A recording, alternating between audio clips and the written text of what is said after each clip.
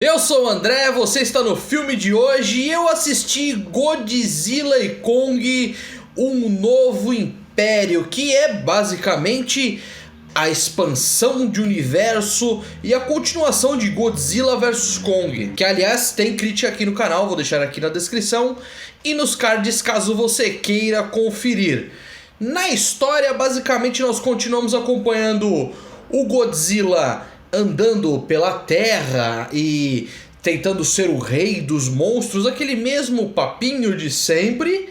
E nós acompanhamos agora o Kong na Terra Oca, porque agora nós temos a Terra Normal e a Terra Oca, porque nesse universo de monstros que está sendo criado, que sinceramente é divertido, é bobo, mas é divertido, eles têm essa Terra Oca. Se você não assistiu Godzilla vs Kong, é extremamente necessário que você assista.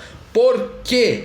Porque ele é quase uma continuação direta dos acontecimentos do filme anterior, com um detalhe que ele não fica perdendo muito tempo explicando o que aconteceu no filme anterior. Nesse aqui eles até forçam uma briga do Godzilla com o Kong só pra falar que teve pra ter esse atrito. Mas de fato mesmo, se for parar pra ver, e pelo pouco que eu pesquisei a respeito desse filme, porque eu não gosto de ficar pesquisando para trazer informações de bastidores, o que interessa de fato é o filme. Aparentemente era para ser só um filme do Kong na Terra Oca. Porém, pelo que deu para entender, existem algumas demandas do estúdio para que tivesse o Godzilla nessa história também. Por isso o Godzilla aparece e por isso muito que um fica na parte superior da Terra e o outro fica na Terra Oca quase que o filme inteiro. Os dois praticamente não se encontram tanto assim. Tem um pequeno lampejo ali, mas é bem pouco mesmo. Se você vai esperando aquela mesma batalha que ocorreu no primeiro filme, esquece, não vai acontecer, não é isso. Mas existe algum confronto, mesmo que pouco e forçado, e depois uma aliança entre os dois, que é a mesma coisa que aconteceu no filme anterior.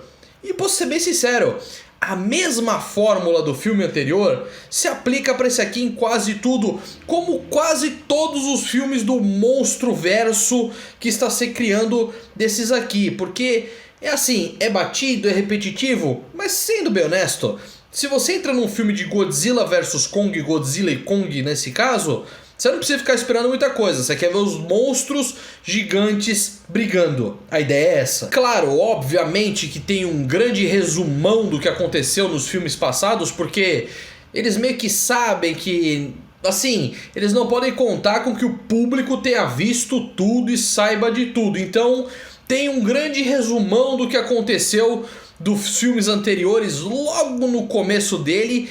E assim, é visível, é nítido que eles deixam o filme totalmente explicadinho para não ter risco de ninguém entender. Afinal de contas, esse aqui não é um tipo de filme que você precisa se esforçar muito para entender, porque, sendo bem honesto, ele é um filme que você dá um play, assiste e já era, você esquece da história, assim como eu mesmo esqueci da história do primeiro filme. Eu tive que dar uma pequena resumida, assistir alguns pedaços antes desse daqui, para lembrar exatamente o que aconteceu, quem que era o vilão do último filme, esse tipo de coisa que, sendo bem honesto, eu esqueci completamente. E sabe o que você não pode esquecer completamente? De se inscrever aqui no canal. Tem vídeos novos todas as semanas falando de filmes e séries. Mas não tem problema ele ser explicadinho, ele ser assim, levemente forçado em vários momentos, afinal de contas, monstros gigantes brigando entre si, não tem problema nenhum em relação a isso, desde que seja bem feitinho. Um exemplo bobo.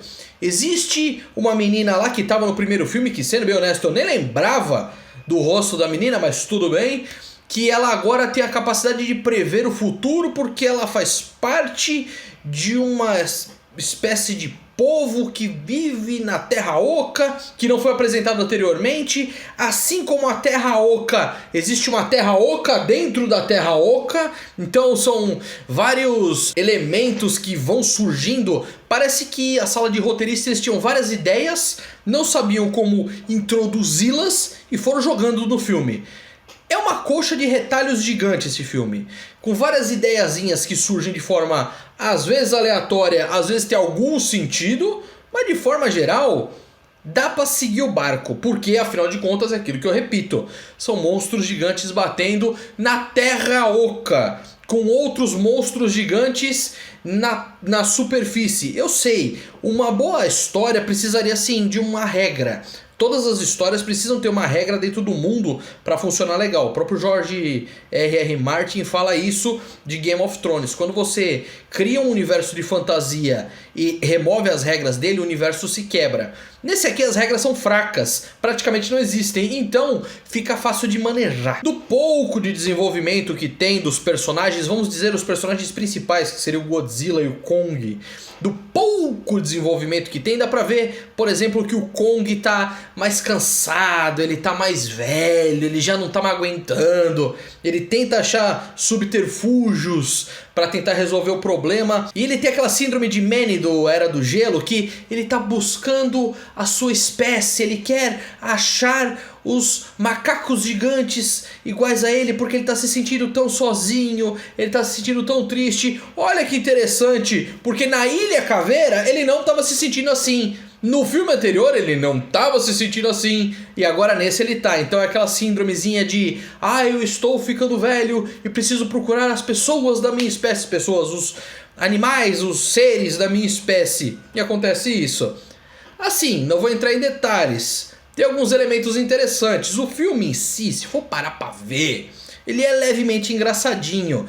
Você tem que deixar levar na vibe, você não pode se dar o luxo de ficar tentando achar muita coisa, tentando falar, não, vamos analisar friamente Godzilla e Kong, o Novo Império. Não vai funcionar. Por quê?